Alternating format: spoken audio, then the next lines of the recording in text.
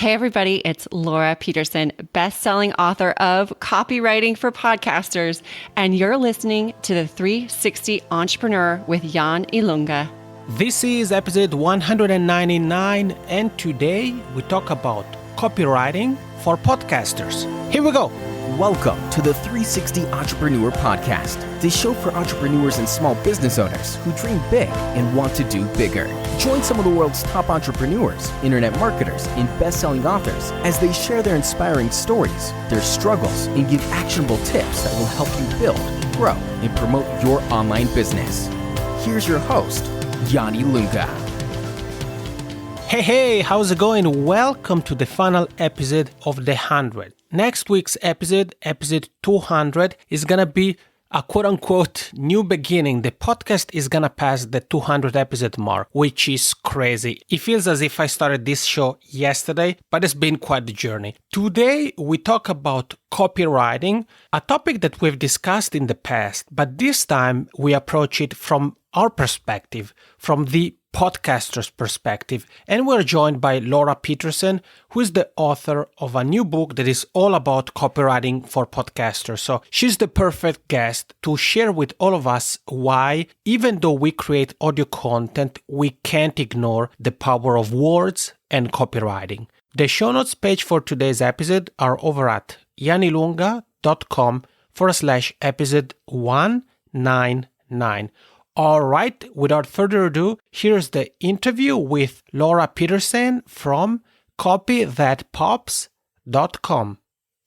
In this episode, we are joined by somebody who's going to tell you more about copywriting and, more in particular, copywriting if you're a podcaster. She's a tall psych teacher turned podcasting entrepreneur. She loves traveling, garlic, and sharing her expertise with others. She does that on her site and podcast, Copy That Pops, as well as in her new best-selling book, Copywriting for Podcasters: How to Grow Your Podcast, Brand, and Business with Compelling Copy. I'm so excited to welcome on the show Laura Petersen. Laura, how's it going? It's good. I'm so excited to be here with you today. It is my pleasure, and it's funny because you and I have been touching base for some time. I think we have exchanged tweets, Facebook messages, emails. I read your book, and now here we are. Yay! I know. You've been so great with following up. I really appreciate it. It's been a crazy past few months with all the things I've done, like write the book in 30 days and get it to hit Amazon bestsellers. I really appreciate your,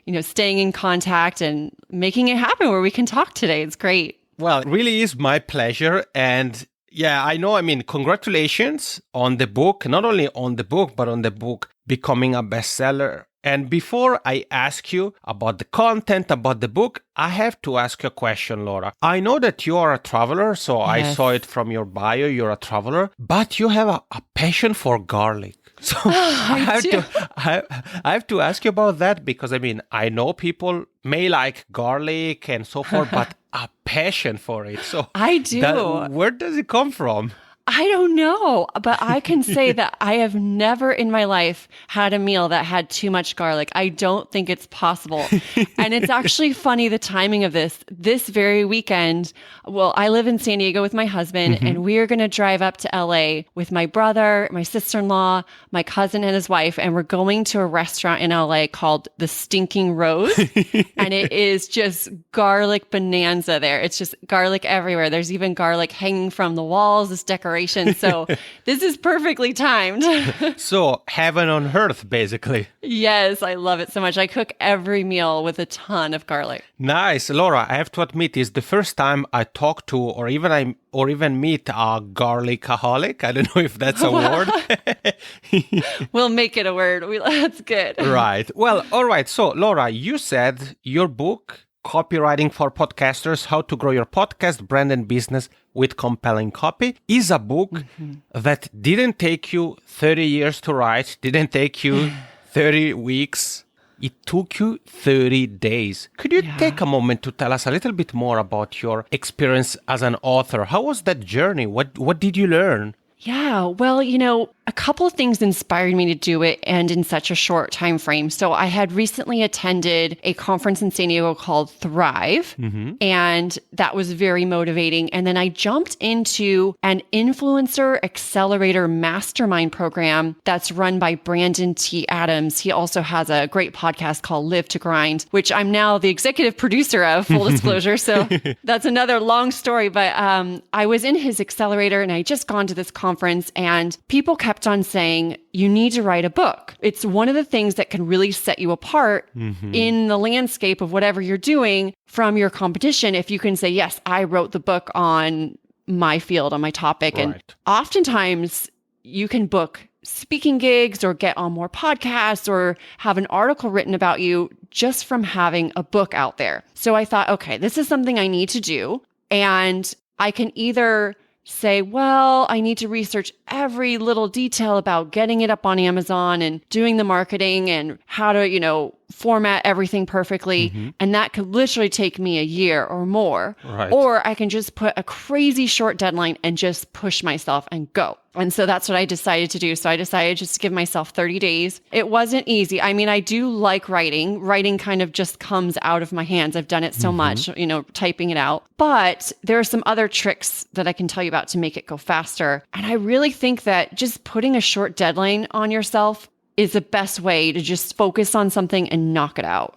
Yeah, I mean, first of all, thank you, Laura, for sharing that with us. And what is interesting and also mind-blowing at the same time, that what we're talking about here is an actual book. We're not talking about like a 3-page essays. We're talking about an actual book. And I said, I read your book. I loved it. I also have learned a thing or two. And like in every episode, I'll link to that and everything else we're talking about here in the show notes. And yes, sure, Laura. I mean, if you have anything else you want to share, any tips, strategies, or tools, hacks, on writing a book or what to think about and do. Let me rephrase, not only on writing a book, but to actually make it happen, because writing a book, as you said, is something that could take forever. Right. Yeah, I think one thing that comes to mind to answer that is to not let perfection be the enemy of good or even be the enemy of great. Because I mean, if you read my book, I'm sure you can find an error here or there. I'm sure you can find an area where maybe I could have expanded a little bit more. But the point is, it's out. The point is, there is great content that people can learn from. And if I would have waited until it was quote unquote perfection, who knows when it wouldn't have gotten up. Right. So I think just like trying not to be such a perfectionist and just really get it out there. In terms of writing, one thing that really helps me in particular was I first wrote out an outline of all the different subtopics I wanted to cover. And I kind of formed it into what I ended up having is 15 chapters. And so what I did is I actually used Google Docs to do my first draft of it. And I would have a separate Google Doc for each chapter. And when I would sit down to write, I would sometimes, I was getting up at 4 a.m. every day, 4:30 every day. I would just put my phone in another room so there's no distractions, shut every other window except for that Google Doc file. And then I would just pick one chapter and I would just think of it as writing a detailed blog post on that one item. So it's kind of like, I thought about it as like 15 blogs that had a central theme, and then I would figure out later how to write the intro and the sort of conclusion chapters. But just to break it down like that really helps me mentally make it not feel like such a crazy undertaking. Wow, I really like that approach, Laura. Oh, good. Yeah. And then in terms of, to give one more tip with actually writing it out, if you feel like you're not a very strong writer, you're in luck, because so many things these days with being online in terms of compelling copy, writing things that people actually want to read. If you write it in the way that we speak, people actually like to read it more. Gone are the days where everything has to sound like an academic research paper. Right. So what you can actually do is speak out your book. So you could literally record something on your phone. You could do it while you're driving. So you could just speak out your book, speak out the chapters, and then you can have a transcription service transcribe it into text, and then you can just edit it from there, and that will be a lot easier for you. So one tool that I've used is called rev.com, R-E-V. Yeah, rev.com. And it's $1 per audio minute for transcribing. And there are other services out there too. Actually, there's something called like IBM Watson that I just learned about on the podcast cruise. That's like 5 cents a minute or something crazy, but I haven't explored that 100%. So maybe we can add it in the show notes because I need to research a little bit more on that one. But that can transcribe things for you. And then also, if you use Google Docs in the Google Chrome browser, there's actually a feature where you can just click and it will type out your words as you speak them right into the window. Wow, I didn't know. Wow, I personally am already learning so much, Laura. Oh, good. So is the last the last thing you mentioned? You said, is it a Google Doc feature that we find in Google Chrome? Yes. Or is it a Google Chrome extension? I think it is already enabled, but you can only access it from the Google Chrome browser. It only works in there. And we can also add some details to that in the show notes because I did a podcast episode on it. So I can go back and find the details and maybe even a screenshot so people can see. But yeah, Google Doc with Google Chrome. And there is a feature in one of the menu drop downs where you can actually click it and it'll just listen to your voice and type out the words. And it's not perfect with punctuation and capitalization. So you need to go back and edit, but it could be a great tool for someone who's maybe a little bit reluctant or phobic to kind of get through that writer's block. And if you just start speaking it out, it can be a great start for you. Wow, I love it. I mean, you heard what Laura just said.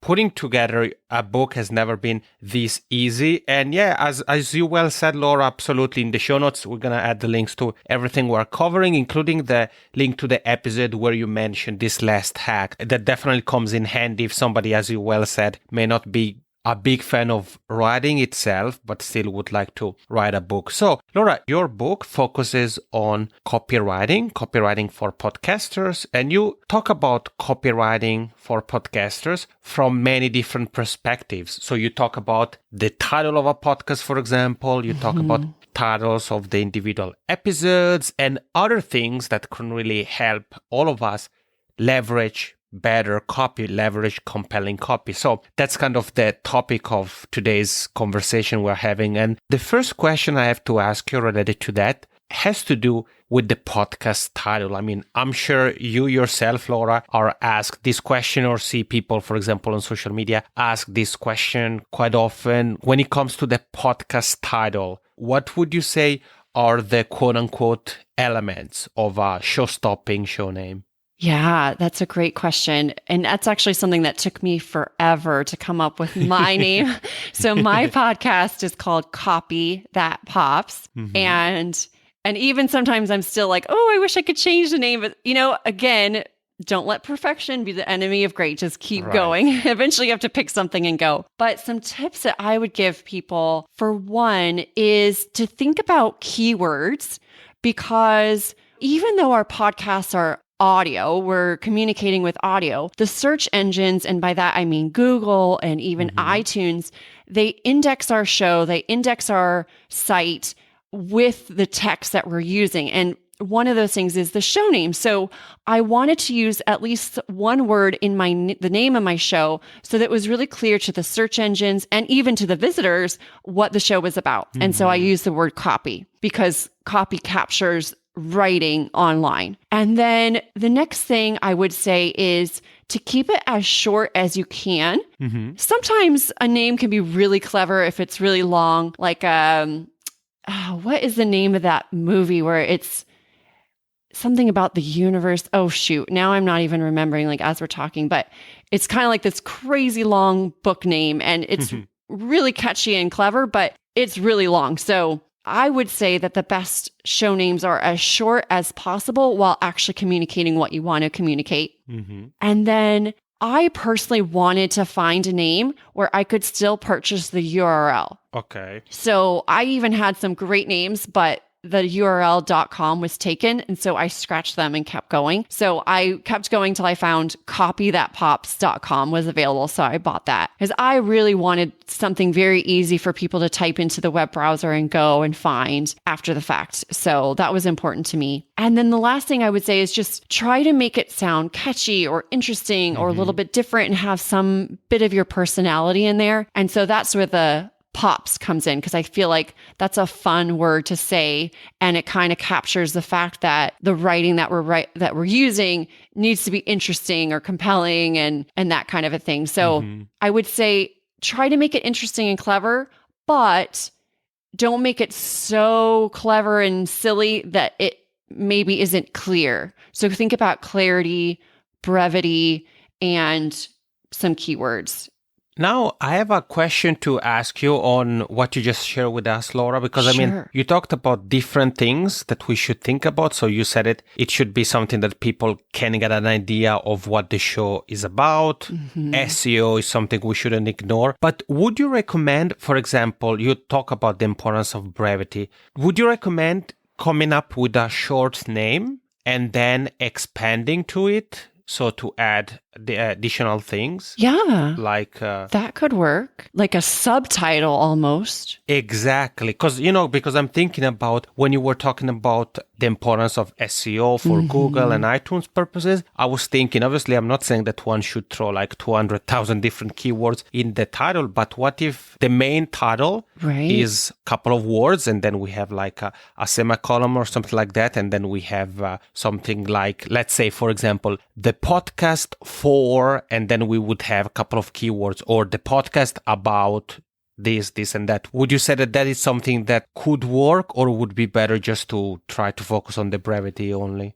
Yeah, I think that would work, because then your show name is really short. Then you're really capturing, like you could make, sometimes people might say the name of the show is like Thrive, how to make money and live all your dreams as a successful entrepreneur in the online marketing space. So like the name of the podcast could be Thrive, like really short, but then you could expand on it in the subtitle to get those keywords and make it more clear. So yeah, I think that would be a good approach as well. Okay, nice. Because that's usually what I talk about personally when people ask me. I say, well, yeah, try to expand on the title. So I agree with what you said about the brevity, in the sense that if somebody asks you, for example, I have one of my shows, the Jazz Spotlight, that, if somebody asks me, yeah, that's the Jazz Spotlight podcast. And then, on iTunes, you would find the second part of the title. So I don't remember if it's like music business and marketing for the do-it-yourself musician, something like that. Nice. That's but good. That part isn't something I would say if somebody asks me, so what's the name of the title? But I've added it because of what you said for SEO purposes. So if somebody is Googling or searching on iTunes, let's say music business or do-it-yourself musician, then the podcast should pop up. So that's Very why smart. I thought of that. So Laura, thank you for your advice on the show name. Obviously, we know that the show name is just the first step, and somebody who has been podcasting for some time knows about this, that episode titles sometimes are something that really make the difference. Sometimes choosing a word over another can really have a person press play or say, nah, maybe another time. So having you here, Laura, being the copywriting expert you are, do you have any tips on how we can craft episode titles that really make people want to press play? Yeah, definitely. I think that doing some research online, you can type in how to write a great headline. You can find so many great ideas and examples. And I feel like that's something that I've really loved to study. And it's something you just get better with over time. And also, it depends on your audience and what kind of things they really like to click on. So it takes a little testing. But I've got 4 examples or 4 ideas that you could try. The first one is to write a headline that's a bit surprising. So some kind of element in there, and it needs to be relevant to your show. But let's say you have a 30 or 40 minute interview. You can just pick out one thing somewhere along the way that is maybe sort of surprising and then write your title around that. One example that I'm thinking of is when I actually interviewed Brandon T. Adams, who I mentioned earlier on my podcast. So I ended up using the title, Small Town Boy Turns King of Crowdfunding. Ooh. Yeah. And I think that sounds really interesting because he is from a town in Iowa that's only 750 people, but now he's called the King of Crowdfunding. So to me, that's surprising. And I'm thinking that would be a lot more interesting of a title than learn tips about crowdfunding from Brandon. Right. So I try, yeah, you know what I mean? So I try to pick something that maybe someone looking at it would go, ooh, I didn't expect something like that. So I want to hear more. So that's an example. Nice. A second one is a cliffhanger type of a title. I think this is actually my very first episode, or maybe it's episode 3. I need to go back and look, but I called it 3 seconds is all you get. That to me is kind of like ... What do you mean 3 seconds is all I get? And so it was all about landing pages and the psychology of making a really good page with great headlines and copy, kind of like we're talking about, but applying it to a page on your website. And so I explained why we only get 3 seconds to make a great first impression. But if you only read the title, then you might be going, well, what are you talking about? What does that apply to? So it makes someone want to click. The third tip I would say, or is something to try, is to play on a trend if possible. My episode 45 on Copy That Pops, it's called Kardashian Logic for Business Growth with Joanne Bloch. So she actually gave a presentation at a conference that I attended, and I got to interview her right afterwards. And she talked about how the Kardashians are actually really dang smart with their business approach and what lessons that we can learn from them. And so I thought this is the perfect title because Kardashians are really hot in the news right now. And it's not someone that maybe you would think that I would talk about as giving great business advice. So I just kind of found that was a little bit interesting and surprising and kind of playing on a trend. So if someone mentions something in an interview that's on a trend or someone popular, a celebrity, you can anchor it to that and often get more engagement just from that. Nice. And then the fourth one I would suggest trying is to just be really literal with your title and try to tie it into the benefits. I love listicles. So maybe like top 5 ways to XYZ or 3 hacks for whatever. So one of my episodes, which actually we hinted on and we'll link back to, was 3 Google Docs hacks for faster, better writing. And so in that episode, I talked about that Google Doc, Google Chrome voice activated text to option. So that was one of the hacks I talked about. But that's a very literal title. But someone looking at that would be like, oh, there's only 3. Okay, cool. It's not going to go on and on forever. I want to write faster and better. All right, let me check this out. Wow, Laura, you're quite the copywriting ninja. I really like what you share. Oh, thank you.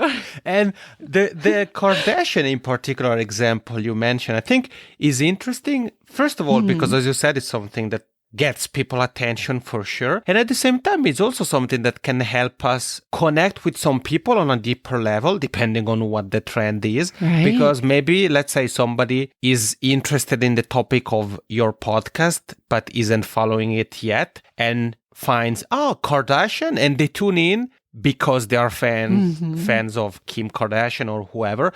And then they find out that, well, okay, so actually this is a pretty interesting show. I want to listen to more episodes. So that's also a strategy, not only to get the attention of, maybe people who are already familiar with you and so forth, but even to tap into brand new audiences, right? Yeah, very true. Very true. Like, maybe you plan an episode that somehow ties in the Super Bowl and it goes out Monday, the day after the Super Bowl. So now people are thinking about it. It's on the top of their mind. And if they're searching for information on it, they might come across your show and listen where they wouldn't have otherwise. So I think that's a really smart approach. Personally, Laura, I have to say I'm learning so much. I'm really enjoying this conversation. I love that. So we have covered the show name. We have talked about the episode titles. And one thing I want to ask you about, Laura, has to do with the show notes. So this is something that I've asked some of the past guest experts. Show notes, yes, no, why? And to you, I would actually not ask whether you think we should have show notes or not. Rather, if you have any advice on crafting compelling show notes. Sure. So the way that I do mine, and I'm actually happy to share a template of what I use completely for free if people would like that. Great. We can link that out to the show notes if you'd like. So what I like to do is I have a very short summary at the top, and it's maybe like a mini paragraph or a line or two. But on that note, I really believe that you should not write big blocks of paragraphs. I personally love to read, and even I have no interest in reading giant blocks of text at all. And most people like to read less than I do. So we need to keep that in mind. So I think you should have paragraphs on your site of no more than like 2 or 3 lines maximum, and then hit enter, and break it up. We want people to be able to scan very quickly so that they can get a gist of, is this something that I want to read deeper? Because a lot of people really do scan and scroll, and then they go back and read it in detail if they find it interesting. Think about your show notes as being very scannable. So in the very top, I have a short, quick summary that sounds interesting. So I'll write something like maybe a question. Are you composing stories that lead to a sale? In this episode, Brandon and I reveal the top 3 ways you have to craft your story so people actually turn into subscribers and customers. Something that really gets people going, oh, I do want to learn more about that.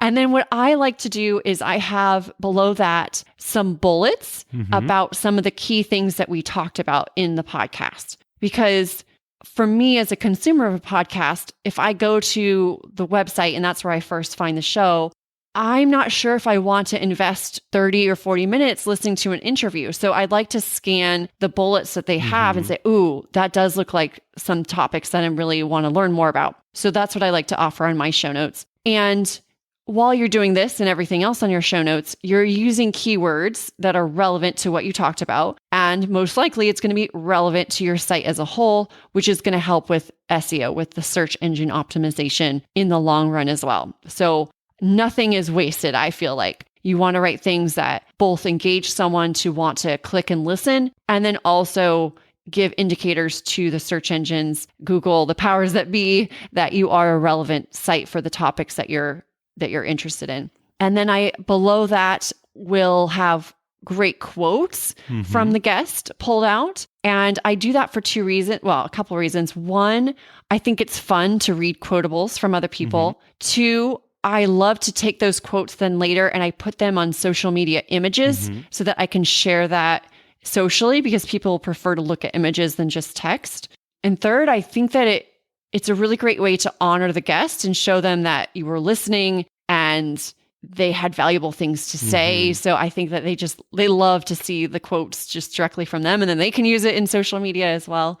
So I always have that. And then I always will have a call to action. So whether that is, hey, go buy my book, or hey, this guest gave away a freebie, click here to go get it.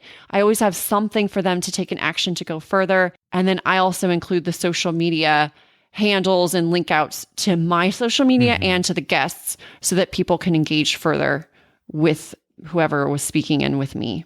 There you have it. Anatomy of a compelling show notes page. And there is one thing in particular I want to ask you, Laura, also because, to be honest, I don't remember. Like, I looked at your site and tuned into a couple of episodes, but I don't remember if you do this. Like, I see some podcasters doing it, and it's something that I've been thinking whether I should start doing as well. So when you talked about having a few bullet points where, we highlight the things that we think would get somebody interested in the specific episode, would you recommend having them timestamped? Like, do you, for example, have them timestamped connected to your podcast player so that if one clicks on the first point, the podcast player time advances to where that specific point is discussed?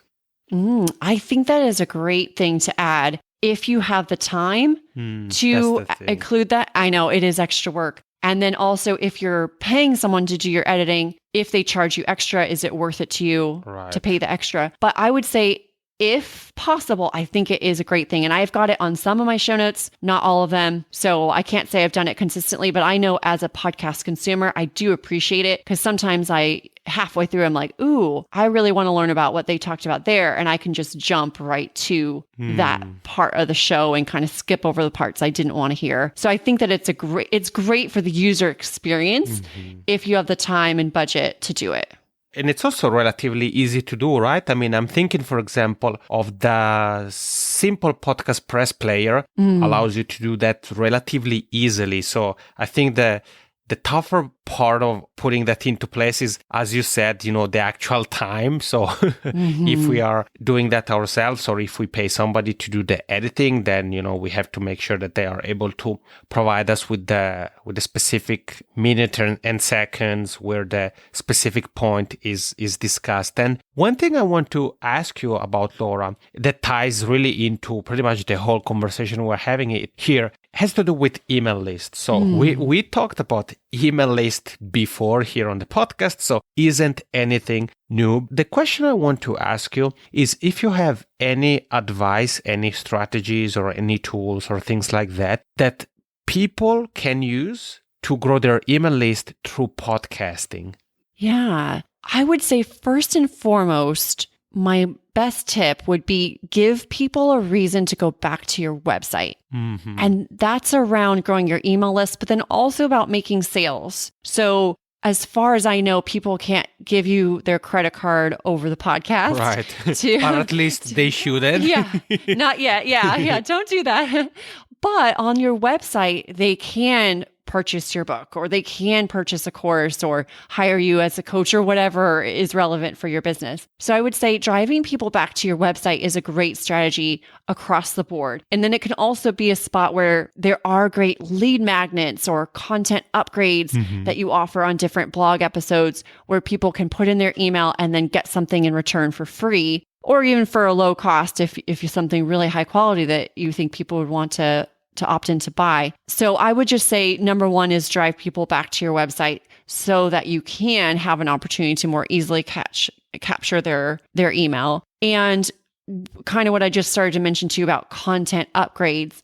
So let's say, for example, in my podcast, I talk about 3 Google hacks for faster and better writing. Mm-hmm. At the bottom of that, or somewhere inside of the show notes, I could actually say, hey, want to use my book writing template, then here, give me your email and you can download the 10-page PDF for free, or something like that. So you could create something that's really specific to that podcast episode that lets the listener take one step further and actually implement what you taught. And that can be a great way to build your email list and provide more value to your listeners and to your engagers, with your brand. And then the third thing I would say is, from your podcast, there are different tools where you can actually do text to opt-ins. Mm-hmm. So I did this for a while, and I was using Lead Pages. So I know that Lead Pages in particular has this functionality. It's called Lead Digits. So people could text a word that I made up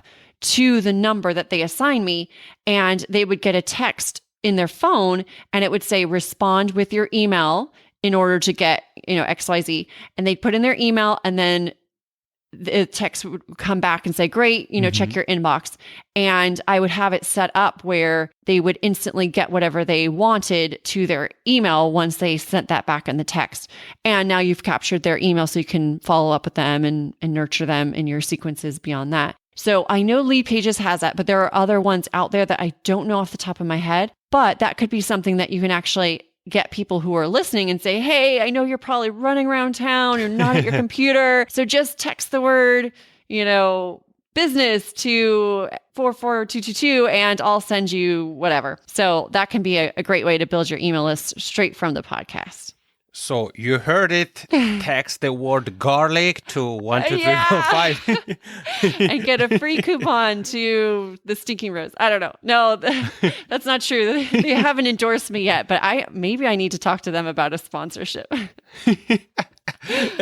Jokes aside, thank you, Laura, for sharing some strategies with us. And I like the fact that you talked about the content upgrade strategy and how that is easy to implement, meaning the downloadable resource we make available can be something very simple. Right. And as you said, especially for the fact that certain concepts are maybe easier to explain visually. Right. Then, we can create even a 2-minute video where we show a specific process or a screenshot or something like that. Very easy. And you talked about lead digits, and it's something we talked about, or like SMS marketing, I should say. It's something we talked about in the past. For example, with David Pitts, we talked about it. And I think I said what I'm about to say already back then, but I'm gonna repeat myself that really depends on where you are in the world. For example, I know for me that I'm here in Europe, certain services are rolling out to Europe slowly. So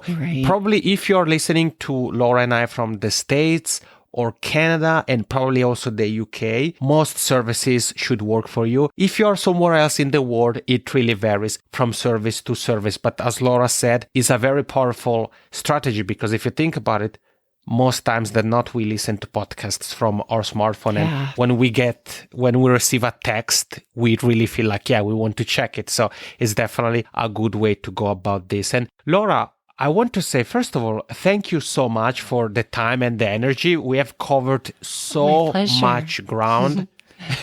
You told us more about writing, about your best-selling book, Copywriting for Podcasters, how to grow your podcast, brand, and business with compelling copy. We've mentioned your site, your podcast, copythatpops.com. I know that you're on Twitter as well at LSP_S. And the final question I have for you, Laura, is twofold. The first part is if somebody has questions, wants to say thank you or connect with you or anything like that, what would you say is the fastest way to do that?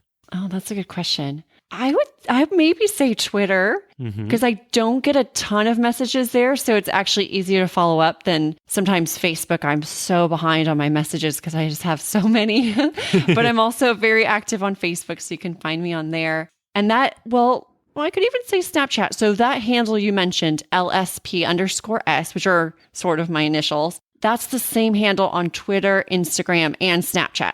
So you could message me on any of those three at that handle.